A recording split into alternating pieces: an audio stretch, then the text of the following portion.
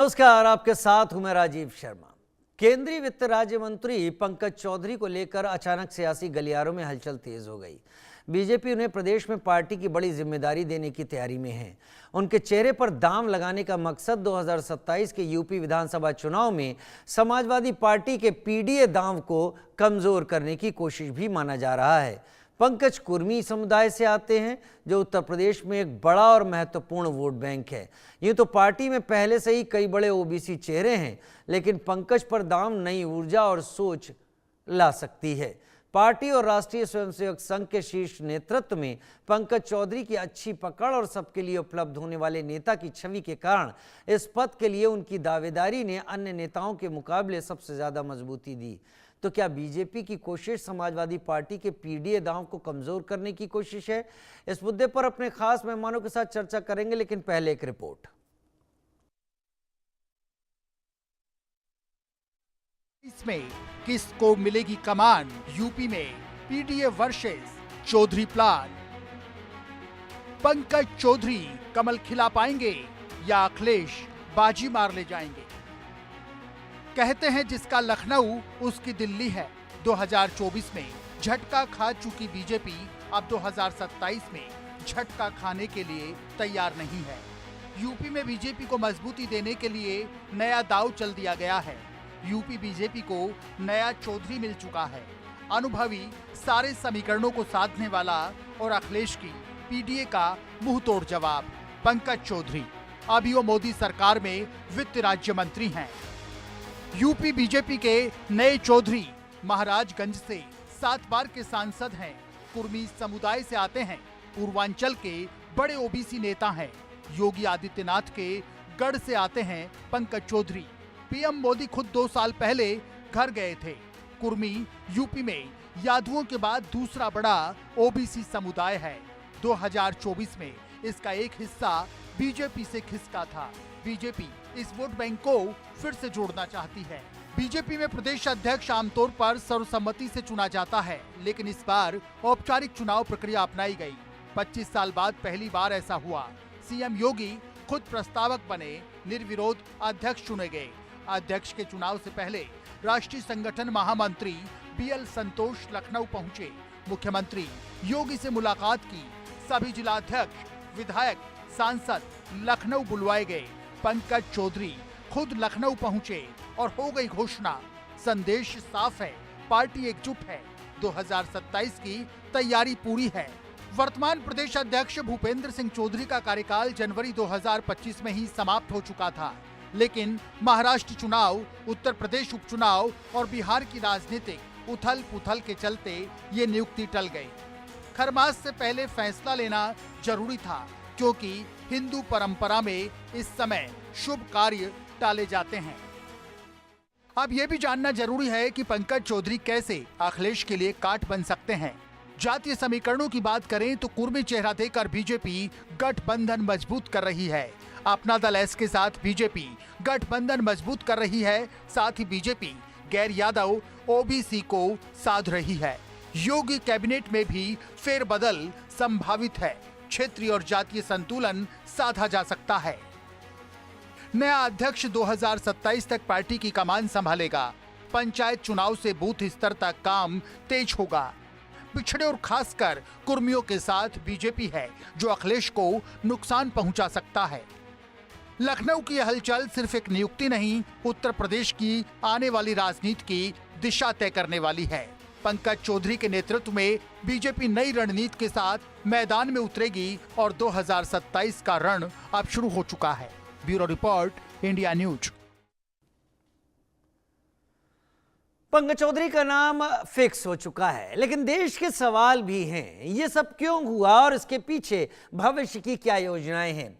देश का सवाल है, 2027 में उत्तर प्रदेश विधानसभा चुनाव में जीत का क्या प्लान तैयार किया जा चुका है? दूसरा, समाजवादी पार्टी के पीडीए दांव को कमजोर करने की ये कोशिश है क्या?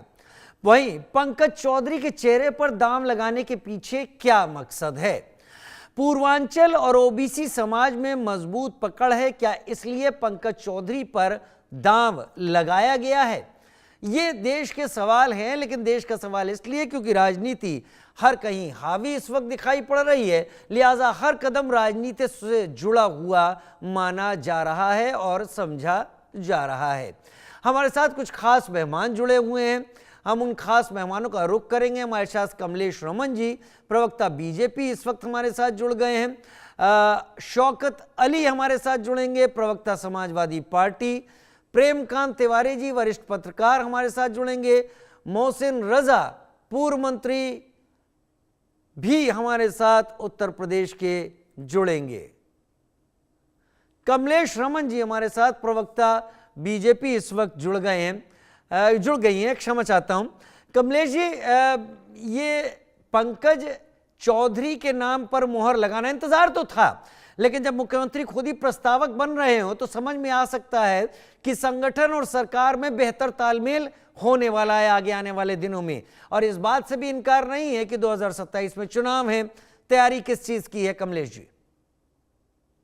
It is very much challenging for this government, interim government. अभी आपने सवाल किया कि पंकज चौधरी जी उत्तर प्रदेश के साथ और सरकार के साथ कैसा तालमेल बिठाएंगे। देखिए, किसी भी संगठन की मजबूती और किसी भी सरकार की जो मजबूती है वो एक दूसरे के पूरक होती है जब अध्यक्ष और मुख्यमंत्री का आपस में एक दूसरे के साथ सामंजस्य होता है। और इस वक्त भारतीय जनता पार्टी का संगठन पर्व चल रहा है। तमाम सभी हमारे देश के जितने भी राज्य हैं, सब जगह, सभी प्रदेशों में लगभग भारतीय जनता पार्टी के प्रदेश अध्यक्ष इस समय चुने जा रहे हैं, हमारे मंडल अध्यक्ष से लेकर के जिला अध्यक्ष तक, और ये सारी प्रक्रियाएं हैं। और पंकज चौधरी जी का अभी आपने भी दिखाया और हम भी देखते हैं कि उनको कितना तजुर्बा है।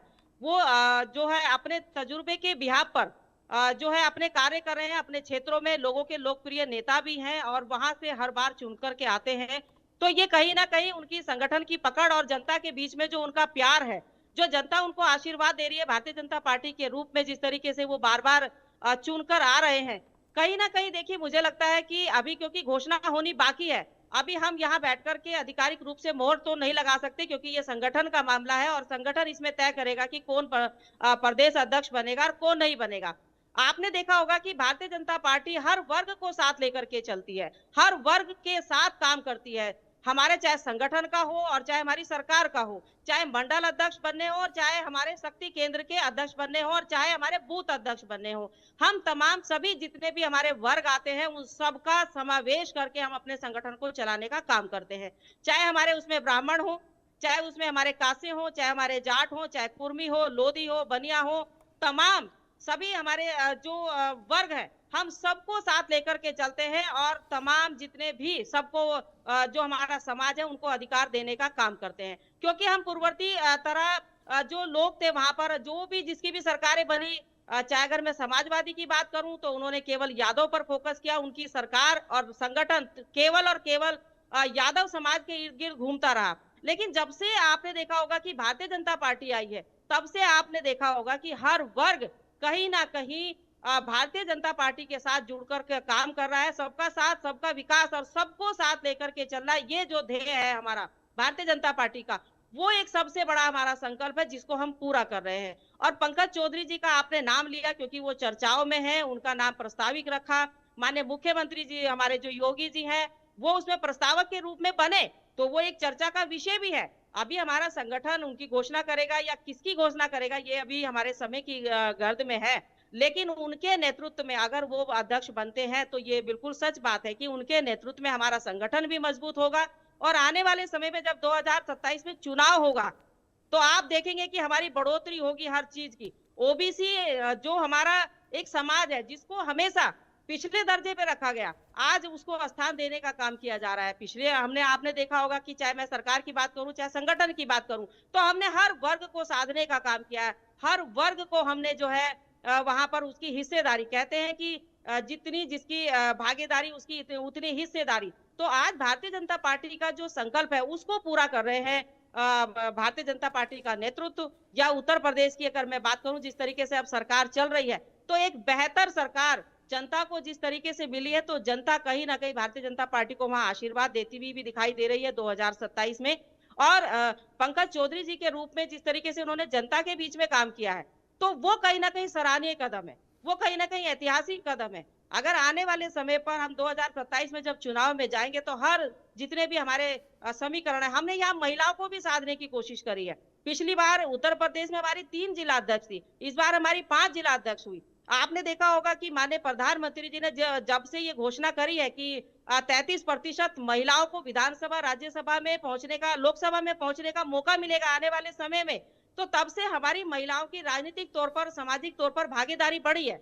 ये भी आपने देखा होगा। तो आज अगर भारतीय जनता पार्टी महिलाओं पर भी फोकस कर रही है, ओबीसी पर भी फोकस कर रही है, एससी पर फोकस कर रही है, तमाम हमारे चाहे युवा साथी हो, सबको साथ लेकर के चलने का काम भारतीय जनता पार्टी की सरकार भी कर रही है और संगठन भी कर रहा है। और संगठन में 33% जिस तरीके से हम महिलाओं को आगे लेकर के चल रहे हैं, तो वो दिन दूर नहीं है कि जब हमारी महिलाएं लोकसभा में पहुंचेगी, राज्यसभा में पहुंचेगी, विधानसभाओं में पहुंचेगी। ठीक है कमलेश जी, तो हमें लगता मेरे है लिए कि कुछ महिलाओं तर्क, से मेरे ख्याल से कुछ तर्क बात के लिए भी बचा के रखिए। एक बार में ही सब समाप्त हो जाएंगे तो आगे के लिए तर्क नहीं रहेंगे। बहुत कुछ है, शौकत अली मेरे साथ इस वक्त जुड़े हुए हैं। वो मैं मान सकता हूं, प्रवक्ताओं के पास बहुत होता है, लेकिन पूरी चर्चा अगर आपके साथ रह जाएगी तो आप समझ नहीं पाएंगी आगे किस बात को चुनना है।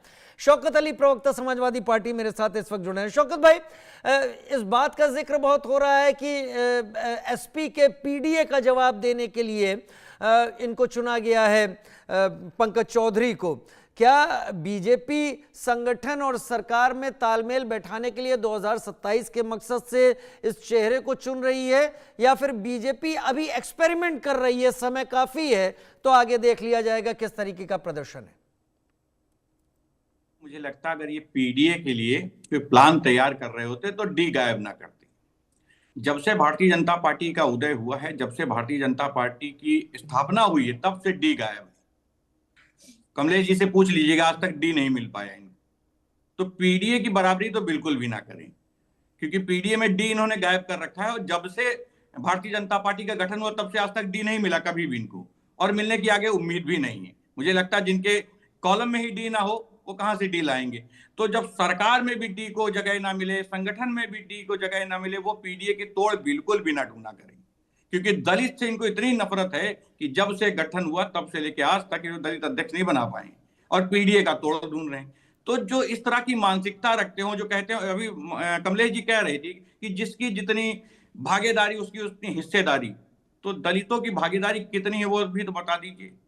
संगठन में उनका क्या योगदान है वो भी तो बता दीजिए। क्यों उनको भागीदारी देने से आप डर रहे हैं? क्यों उनको आप वंचित कर रहे हैं मुख्य धारा से में आने से? क्यों आप उनको दरकिनार करने का काम कर रहे हैं? देखिए, जवाब नहीं है इनके पास। संगठन हो, सरकार हो, हर जगह कोई ना कोई त्रुटि है इनके पास। लेकिन अब क्योंकि आप किसी को खुश करने के लिए, किसी के मन को खुश करने के लिए कुछ भी बोल देते हैं भारतीय जनता पार्टी के लोग। लेकिन ये सच्चाई है कि संगठन के भी हालात खराब हैं और सरकार के भी हालात खराब हैं। ये एक्सपेरिमेंट करते रहेंगे। एक्सपेरिमेंट करने के लिए संगठन पे एक्सपेरिमेंट करें, हमें कोई आपत्ति नहीं, लेकिन सरकार में जब एक्सपेरिमेंट करेंगे तो लोगों का नुकसान होगा, क्योंकि सरकार इसलिए नहीं चुनी जाती कि आप एक्सपेरिमेंट करते रहें। एक्सपेरिमेंट करने के लिए सरकारें नहीं होती हैं, लोगों के हित के लिए सरकारें होती हैं। देश को विकसित करने के लिए, प्रदेश को विकसित करने के लिए, नौजवानों को रोजगार देने के लिए सरकारें होती हैं, सुरक्षा के लिए सरकारें होती हैं, उन्नति के लिए सरकारें होती हैं, एक्सपेरिमेंट करने के लिए नहीं होती। आप संगठन में एक्सपेरिमेंट करें, लेकिन दलित भूल जाते हैं संगठन में एक्सपेरिमेंट करते समय, क्योंकि जब से गठन किया तब से आज तक इनको दलित ढूंढने नहीं मिल रहा है। और ये बार बार ये दावा करते हैं सबका साथ, सबका विकास, सबका विश्वास। अरे दलितों का विश्वास भी तो ले लीजिए, उनको भी तो संगठन में जगह दीजिए। क्यों भाई उनसे इतनी दूरी है? किस बात की दूरी है? और क्यों उनको पीछे बिठाया जाता है? उनको भी मुख्य धारा में आने का जगह दीजिए, वो भी आके मुख्य कुर्सी पे बैठें, वो भी नेतृत्व करें, अपने समाज को आगे बढ़ाने का काम करें। आखिर उनसे इतनी दूरियां क्यों रहती हैं? ये जवाब भारतीय जनता पार्टी के लोगों के पास नहीं है। वाकई आप सही कह रहे हैं, ये जवाब अगर उनके पास नहीं है तो ये राजनीति का मुद्दा तो यहाँ बनेगा ही बनेगा। मेरे साथ खैर प्रेमकांत तिवारी जी भी जुड़ने वाले थे वरिष्ठ पत्रकार के तौर पर, लेकिन कमलेश जी मैं आपका ही रुख कर लेता हूं। वो कौन से बदलाव हैं जो अब भारतीय जनता पार्टी सबके सामने रखने जा रही है? क्योंकि चौधरी साहब कोई आज कल के राजनीतिज्ञ है नहीं, 7 बार लोकसभा जा चुके हैं, 1989 से उन्होंने राजनीति में कदम रखा, तो अनुभव उन्हें बहुत बड़ा है और बहुत लंबा अनुभव है उत्तर प्रदेश की राजनीति का। क्या उम्मीद है बीजेपी को उनसे? कमलेश जी। जी, देखिए अभी हमारे भाई ने कहा, अली जी ने, कि एससी को हम, दलित को हम स्थान नहीं देते हैं। देखिए 4.5 वहां पर प्रतिशत हमारा ऐसी समाज है जिसको हम अधिकार देने की बात करते हैं। आज हम अगर दलितों की बात करते हैं तो हमने दलितों को आगे लेकर के चला है, हम महिलाओं को साधने का काम करते हैं, हम महिलाओं को आगे बढ़ाने की बात कर रहे हैं। लेकिन मुझे एक बात बताइए, इन्होंने कहा कि इनकी सरकार वहां पर लचर है, कोई काम नहीं हो पा रहा है या क्या है। देखिए जो गुंडा राज वहां पर था वो आप सब जानते हैं, उस गुंडा राज को खत्म किया है योगी राज ने। आज योगी राज का जिस तरीके से वहां कार्य चल रहा है, मुझे लगता है कि विपक्ष वहां कहीं दूर दूर तक दिखाई नहीं पड़ता है। और पंकज चौधरी जी का आने के बाद जो खलबली उत्तर प्रदेश में विपक्ष के अंदर हुई है, वो भी आप अच्छी तरीके से जानते हैं, क्योंकि उनका अनुभव बोलता है, वो धरातल पर काम करने वाले हैं, वो कार्यकर्ताओं से लेकर और जनता तक की जो दूरी है उन्होंने तय करी है, और वो धरातल पर लोगों से संपर्क साधते हैं, लोगों के बीच में रहते हैं, लोगों की भावनाओं के अनुरूप काम करने का जो है उनका कार्य है। आप मुझे बताइए, कोई भी व्यक्ति बिना कार्य करे 7 बार चुनकर आ सकता है क्या? वो 7 बार वहां से चुनकर के आए और एक मजबूत पकड़ रखते हैं हर समाज में। खाली ये नहीं कि मैं कहूँ कि वो ओबीसी से आते हैं तो वो ओबीसी में अपनी पकड़ रखते हैं, कहीं ना कहीं संगठन ने उनके अंदर एक पकड़ देखी होगी हर समाज में। कोई भी हमारा पूरा समाज अगर उत्तर प्रदेश के अंदर आप देख लें, इन्होंने अभी मेरे भाई ने बात करी कि हम दलितों का, अरे दलितों के साथ तो जो अत्याचार आप लोगों ने करा उस वक्त, वो सारे जो है देश को पता है कि आपने किस तरीके से उत्तर प्रदेश में दलितों के साथ जो है, उनकी महिलाओं के साथ, उनकी बेटियों के साथ किस तरीके से दरिंदगी करी। आज यूपी में जो मजबूत सरकार है योगी जी के नेतृत्व में, आज वहां से हमारा वो गुंडा राज खत्म हुआ। आज वो जो लगता था कि बस केवल चारों तरफ की जो सरकार है वो यादव जी को पीछे ही घूमती है, यादव यादव यादव चारों तरफ देखने को मिलता था। लेकिन आज हर समाज वहां पर आजादी से घूमता है, स्वतंत्रता के साथ घूमता है। आज वहां गुंडे भाग कर खड़े हुए हैं। आज वो बात नहीं करेंगे हमारे शौकत भाई, जो हमारे बैठे समाजवादी पार्टी से हमारे प्रवक्ता भाई बैठे हैं, वो इस बात पर तो बताए कि कितना अंतर आया है उत्तर प्रदेश में। जब हम उत्तर प्रदेश में घूमने जाते हैं रात को, मेरा तो वहां पर ननियाल है, मेरठ में, मुजफ्फरनगर में हमारा घर है, तो आप मुझे बताइए, डर लगता था वहां पर जाने में अगर शाम को हम पहुंचते थे। लेकिन आज हम आजादी से जाते हैं, रात को जाए दिन को जाए कोई फर्क नहीं पड़ता। आज प्रदेश के अंदर जितना स्वच्छ वातावरण है, मुझे लगता है कि पहले हमने कभी देखने को हमें नहीं मिला, चाहे बसपा की सरकार रही हो और चाहे सपा की सरकार रही हो। और कांग्रेस की तो जब से सरकार गई है तब से सरकार वहां पहुंची नहीं, क्योंकि जितना गुंडा राज तब से लेकर और 14 तक वहां रहा या चला, तो वो सबको पता है, जग जाहिर है। रही बात पंकज चौधरी जी की, तो मैं आपको निश्चित कर दूं, अगर हमारा नेतृत्व उनके ऊपर मोहर लगाता है तो कहीं ना कहीं विपक्ष उससे डरा हुआ है कि पंकज चौधरी जी जो धरातल पर उतरकर लोगों के बीच में काम करते हैं, लोगों की हर भावनाओं के अनुरूप काम करते हैं, वो कहीं ना कहीं सपा पर या अन्य जो हमारा और विपक्षी दल है उन पर भारी पड़ने वाला है आने वाले समय में। तो संगठनात्मक हमारे चुनाव चल रहे हैं, हमारे जिलों के गठन हुए हैं, हमारे मंडलों के गठन हुए हैं, और हमारे प्रदेश अध्यक्ष की बहुत जल्दी आपके सामने घोषणा भी हो जाएगी। तो जहां तक रही संगठन और सरकार के बीच के तालमेल की, तो मैंने पहले ही कहा आपको कि सरकार और संगठन एक ऐसी आपस की एक कड़ी है जो एक दूसरे की जो दूरी है उसको पूरा करने का काम करता है। आपस में तालमेल मिलाकर के जब हम चलते हैं तो हमारे समाज का भी विकास होता है, संगठन का भी विकास होता है, और जो हमारी जो कार्य करने की जो विकसित जो विकास की जो हमारी गति है उसको कहीं ना कहीं एक और गति मिलती है, उसका जो हमारा विकास का चक्र है और तेज चलने का काम होता है। अभी मैं आपको बताऊं कि जितने भी हमारे कार्य करने वाले वहां पर कार्य करता है, चाहे वो सरकार में हो और चाहे वो संगठन में हो, उनके मुताबिक अगर आज हम उत्तर प्रदेश की बात करें तो आज हमारी महिलाएं वहां पर हमें लगभग सुरक्षित महसूस होती है। आज हमारा युवा जो वहां पर गुंडागर्दी सिर्फ और गुंडागर्दी के लिए जाना जाता था, आज उसकी कहीं ना कहीं वहां एक नई पहचान बनी है, क्योंकि वो अपना रोजगार कर रहा है, वो कहीं ना कहीं नौकरी कर रहा है, वो कहीं ना कहीं अन्य प्रदेशों में जाकर के अपनी एक नई पहचान बना रहा है। तो ये उत्तर प्रदेश की एक नई पहचान है। चलिए, नई पहचान है, देखें उत्तर प्रदेश और कितना बदलता है। लेकिन शौकत भाई, मुख्यमंत्री योगी आदित्यनाथ और अब प्रदेश अध्यक्ष दोनों गोरखपुर से ही आगे, गोरखपुर संभाग मान लीजिए, महाराजगंज से चुनाव लड़ते रहे हैं वो, अब एक ही जगह से आने में क्या आपको लगता है कि यहां पर योगी आदित्यनाथ जिन्हें चाहते थे वो प्रदेश अध्यक्ष की कुर्सी पर आए हैं, तो लिहाजा वाकई संगठन सरकार तालमेल के साथ आगे बढ़ेगी? और अब 25 खत्म होने की तैयारी में है, तो 1.5 साल के करीब का समय समझ लीजिए चुनाव के लिए, यानी इलेक्शन को ध्यान में रख के ये परिवर्तन हुए हैं। क्या आप भी यही मानते हैं?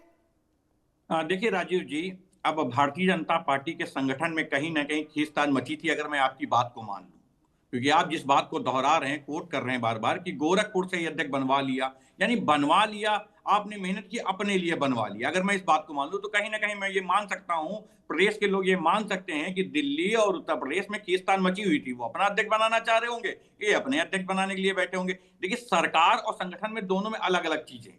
सरकार जनता के लिए काम करती है और संगठन अपने एक राजनीतिक पार्टी के लिए काम करता है। संगठन का क्या रोल है? संगठन अपने दल को चलाएगा, जनता की बात, जनता तक अपना संदेश पहुंचाएगा, जो उनकी विचारधारा होगी उसको फैलाने का काम करेगा। लेकिन सरकार सबके लिए होती है और सबके जनहित के लिए कार्य करने होते हैं। देखिए, बहन ने हमारी बहुत तेज जोर देकर कहा था कि आज उत्तर प्रदेश में बहनें बहुत सुरक्षित हैं। बहुत दमदारी से कहा कि मैं मेरठ से बिलोंग करती हूँ, मेरठ में हमारा परिवार रहता है और हम बहुत सुरक्षित महसूस करते हैं। मुझे नहीं पता कि आप कितना सुरक्षित महसूस करती हैं। कभी आप लखनऊ आई हैं? बहन आई होंगी या नहीं आई होंगी, मुझे जानकारी नहीं। उत्तर प्रदेश की राजधानी है लखनऊ। वहां कुछ बहनें अभी आई थी, मुख्यमंत्री जी के घर जाना चाहती थी। कहती थी, महाराज जी आप सनातन धर्म के अगवा हैं, हम आपके पदचिन्हों पे चलते हैं और उत्तर प्रदेश के मुख्यमंत्री भी हैं। आपका काम है हमारी रक्षा करना, हमें न्याय नहीं मिल पा रहा, हमें रक्षा करने का काम कीजिए भाई। तो वो जो उत्तर प्रदेश की राजधानी में आके महिलाएं बार बार शोर मचा रही थी, तांडव कर रही थी, आत्मदाह कर रही थी, वो बहनें कौन थी? उनको सुरक्षा नहीं मिल पा रही थी क्या? वो कौन थी? उनको कौन लेकर आया था? दूसरा उदाहरण देता हूं राजीव जी, ये वो उत्तर प्रदेश की राजधानी है, मैं इसी राजधानी में रहता हूं, जहां मुख्यमंत्री के घर से 1 किलोमीटर दूरी पे बहन को ऑटो से खींच लिया जाता है, उसका रेप किया जाता है, उसकी हत्या कर दी जाती है और फिर भी कहा जाता है कि उत्तर प्रदेश में सब राम राज्य है, गुंडे सब बाहर भाग गए। देखिए, एक जाति विशेष के गुंडे आजकल राज कर रहे हैं, उनको कोई रोक भी नहीं सकता है। और बुलडोजर तो पंचर हो चुका, उसमें तेल वेल खत्म हो चुका है। उनके खिलाफ जांच की बात की जाती है कि नहीं हम जांच कराएंगे, उसके बाद कार्रवाई करेंगे। मुलजिम और मुजरिम का फर्क तब समझ में आता है जब स्वजातीय आदमी हो जाता है। जब स्वजातीय आ जाता है तो मुलजिम और मुजरिम का फर्क समझ में आता है। ऐसे वो मुजरिम कहलाता है, मुलजिम नहीं कहलाता है, क्योंकि स्वजातीय है इसलिए मुलजिम है, वो मुजरिम नहीं है। ये आप जो किसकी तरफ इशारा दे रहे हैं, मुझे स्पष्ट कीजिए। नहीं, शब्दों में मत खेलिए शौकत भाई, साफ कहिए इशारा किसकी तरफ है। नहीं, बिल्कुल साफ कह रहा हूं। मुझे लगता है राजीव जी, इससे ज्यादा उदाहरण, इससे ज्यादा मेरठ के दंगों के बारे में भी जिक्र कर दीजिए, बाराबंकी के दंगों के बारे में भी जिक्र कर दीजिए। मैं एक एक करके सब बता दे रहा हूँ कमलेश जी, इतना आवेश में आने की आवश्यकता नहीं। मैं धैर्यपूर्वक सुन रहा था। जो पुलिस थाने में आग लगा दी थी, कमलेश जी आ रहा हूँ, कमलेश जी आ रहा हूँ। शौकत भाई बात पूरी कर लें, आपको पूरा वक्त दूंगा, मैं किसी को काटूंगा नहीं। शौकत भाई बात पूरी करें, फिर कमलेश जी को सुनिएगा। शौकत भाई जी, देखिए मैं कितना ध्यानपूर्वक सुन रहा था। मैंने कहा ना कि आज जो जरूरत है देश को, जो जरूरत है प्रदेश को, उससे कहीं ना कहीं सरकार ने आंखें मोड़ रखी। उत्तर प्रदेश का नौजवान युवा सड़कों भटक रहा है और कहते हैं रोजगार की भरमार मची हुई, हमने इतना रोजगार दे दिया कि अब रोजगार के लिए कोई युवा सड़क पे है ही नहीं। कहा जाता बहन बेटियां इतना सुरक्षित है कि रात में घूम सकती हैं। तो फिर ये कौन है जो बहन बेटियों को रात में ऑटो में खींच लेते हैं?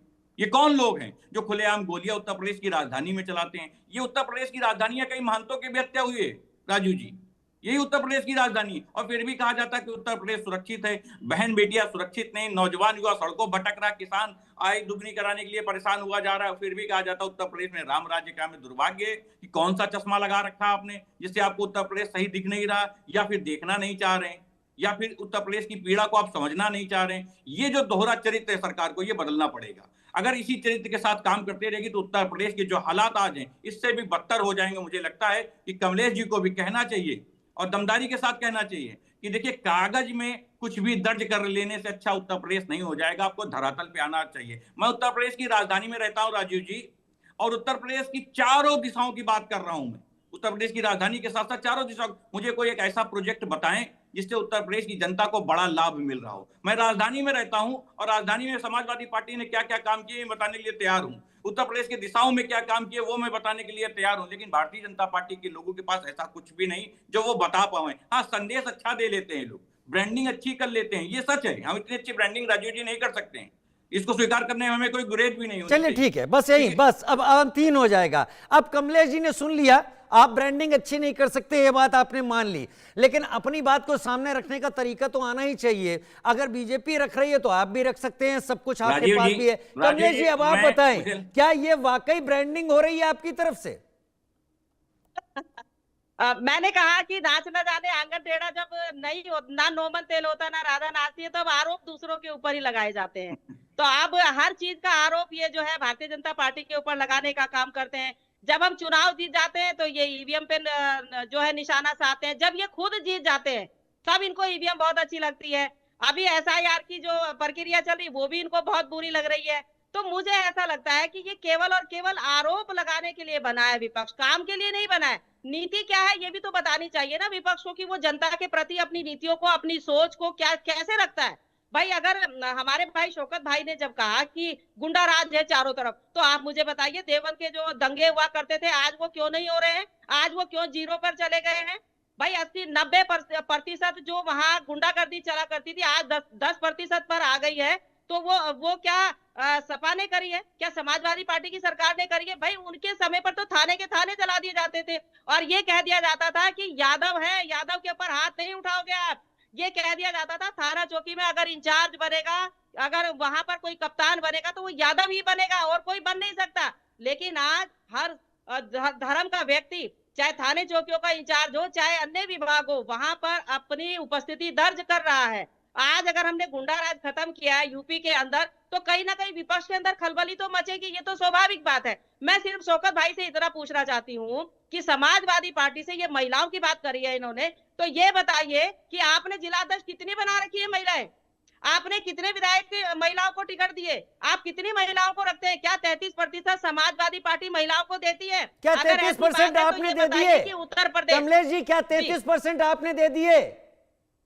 बीजेपी ने दिए कि नहीं दिए 33%? मैंने कहा हम तो 33% का हमने तो अरे आप बात कर रहे हैं कमलेश जी, आप अभी केवल बात कर रहे हैं, अभी इम्प्लीमेंटेड नहीं है। तो ऐसे सवाल मत उठाइए जो जमीन पर आपकी तरफ से ना उतरे हो। शौकत अली भाई, ठीक है शौकत अली भाई, हमारी बेबी मौर्य जी, शौकत भाई ठीक है, शौकत भाई अभी 33% आपने भी नहीं दिया। मैं कह रहा हूं आप अपने संगठन को देख लीजिए, 33% आपके पास भी नहीं है। शौकत भाई मेरा एक सेकंड दीजिएगा, हमने 6, पिछली बार हमारी 3 महिलाएं थी, हमने 6 महिलाएं दी, इस बार आगे हमारी बढ़ोतरी है। 6 महिलाएं क्या 33% हो गई जो आप अभी एसपी को घेर रही हैं? अभी तो हमारी प्रक्रिया चालू है, अभी तो हमारी प्रक्रिया तो ऐसे कैसे हो सकता है?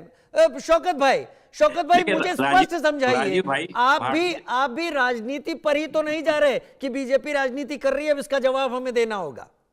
देखिए, भारतीय जनता पार्टी ने राजीव भाई झूठ का एक पुलिंदा बना रखा है।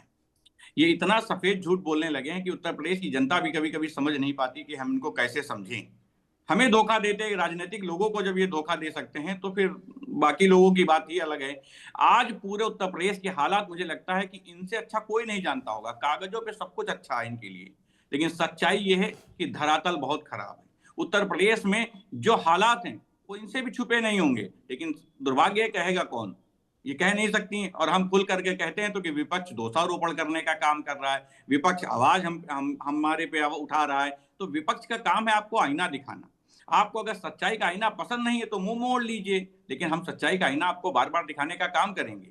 हम आपसे बार बार पूछते हैं कि उत्तर प्रदेश में आपने क्या किया, उत्तर प्रदेश को कितना विकसित करने का काम किया, उत्तर प्रदेश के कितने नौजवानों को रोजगार देने का काम किया, आपके पास कोई जवाब नहीं होता है। उत्तर प्रदेश में कितने प्रोजेक्ट कितने हैं जिससे उत्तर प्रदेश की उन्नति हो रही है, इसका भी जवाब नहीं मिलता है। बार बार कहा जाता है कि हमने दंगा मुक्त कर दिया, इनको एनसीआरबी की रिपोर्ट पढ़नी चाहिए। बार बार कहा जाता है हमने अपराध मुक्त कर दिया, इनको फिर भी एनसीआरबी की रिपोर्ट पढ़ना चाहिए। कि पढ़कर जवाब दें तो अच्छा लगेगा। आज जो हालात हैं उत्तर प्रदेश के, राजीव जी किसी से छुपे हुए नहीं है, लेकिन दुर्भाग्य है कि उनकी आंखों में जो चश्मा लगा हुआ वो देखना नहीं चाह रहे। और विपक्ष बार बार सच्चाई का आईना दिखाना चाहता है, लेकिन ये चश्मा लगाकर उस चीज को समझना नहीं चाहते कि जो आईना विपक्ष दिखा रहा वो सच्चाई का आईना है। इसे देखिए और उत्तर प्रदेश को सही करने का काम किए। उत्तर प्रदेश की आवाम ने आपको भरोसा कर बिठाया है और आप उत्तर प्रदेश की आवाम को ठगना चाहते हैं, उत्तर प्रदेश की आवाम को गुमराह करना चाहते हैं। कितने दिन गुमराह करेंगे? दो बार मौका दिया उत्तर प्रदेश की आवाम ने आपको, 2 बार मौका दिया उत्तर प्रदेश के नौजवानों ने आपको, लेकिन दुर्भाग्य कि उत्तर प्रदेश का नौजवान बार बार अपने आप को ठगने का मौका नहीं देगा।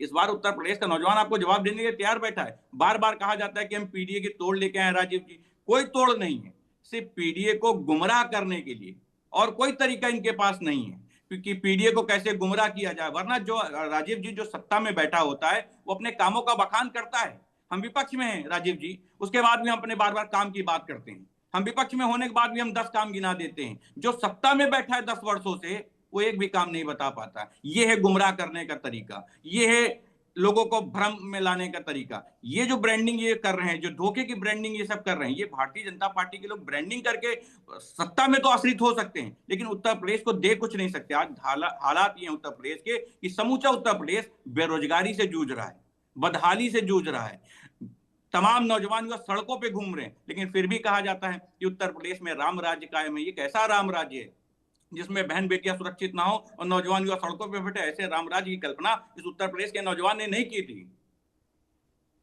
शौकत भाई एक बात का जवाब दीजिएगा, 10 सेकंड दे दीजिए मुझे।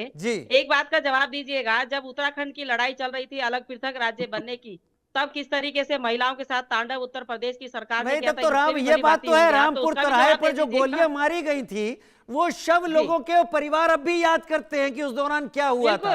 वो याद दिलाने की जरूरत नहीं है कमलेश जी, वो मुझे भी पता है।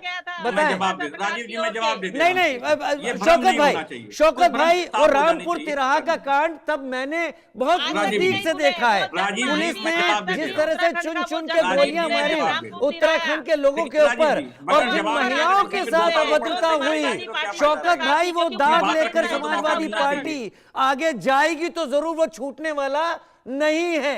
उत्तराखंड की उन महिलाओं का जो श्राप है वो आपके साथ जरूर रहेगा। मैं व्यक्तिगत बोल रहा हूं, मेरा अनुभव है उसका। कमलेश जी अभी मुद्दे पर आते हैं, उत्तराखंड मुद्दा नहीं है, लेकिन उत्तराखंड की बात उठी तो ऐसा कह रहा हूं। कमलेश जी आप बात पूरी करें।